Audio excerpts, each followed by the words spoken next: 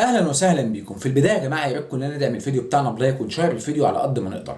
رسميا الكاف بيعلن عن موعد مباراه الاهلي والرجاء البيضاوي في كاس السوبر الافريقي اللي هتتلعب يوم 22 القادم في دوله قطر، وبعد منها الاهلي هيجهز شنطته عشان يطلع على الامارات عشان كاس العالم للانديه.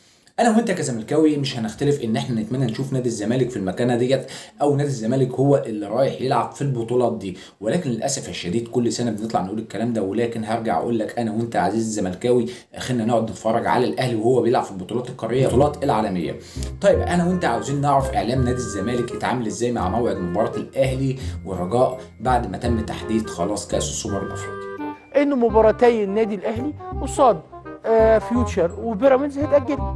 حلو، هيتاجلوا عشان النادي الاهلي في مهمه رايح يلعب كاس سوبر افريقيا. ممتاز. يعني استاذ شادي عيسى انت مبسوط ان الاهلي هيتاجل له مباراتين بيراميدز وفيوتشر عشان الاهلي يلعب في السوبر؟ يعني انت بتدعم الاهلي ولا انت قصدك ايه بالظبط؟ اصل انت اخر واحد الواحد يقتنع ان انت بتدعم الاهلي. ممتاز، حلو جدا، لكن هي مباراه مش بطوله، اذا مش محتاجه بقى تاجيل كتير. والنبي وعهد الله انت بتتكلم جد؟ بقت مباراه واحده كاس السوبر الافريقي ما بقاش بطوله؟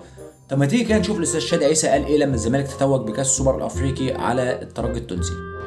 الزمالك عمل اداء في 6 ايام على اعلى مستوى، خد فيهم بطولتين سوبر. الزمالك هو السوبر افريقي. معاك حق يا كابتن شادي، هي فعلا مباراه واحده وما هيش بطوله رسميه لان الاهلي هو اللي مشارك فيها.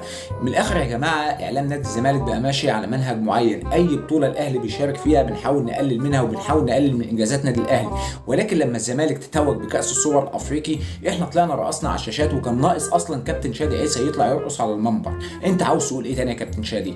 وبعدين ده مش مسافر يعني اليابان، ده رايح الامارات 4 ساعات يعني. ما شاء الله عليك، يعني انت طالع لا حافظ ولا فاهم. يعني شويه تقول لي كاس السوبر الافريقي ما هوش بطوله من مباراه واحده وضحكت علينا الناس كلها، وكمان ما انتش عارف البلد المستضيفه بتقول الامارات.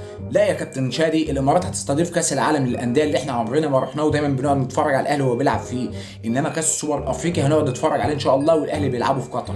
عاوز تقول ايه تاني؟ زي ما الزمالك بالظبط رجع من الامارات في ماتش السوبر المصري، وبعد 48 ساعة كان ماتش القمة اللي الزمالك ما رضيش يلعبه، أو الأمطار منعت الزمالك من إنه يوصل.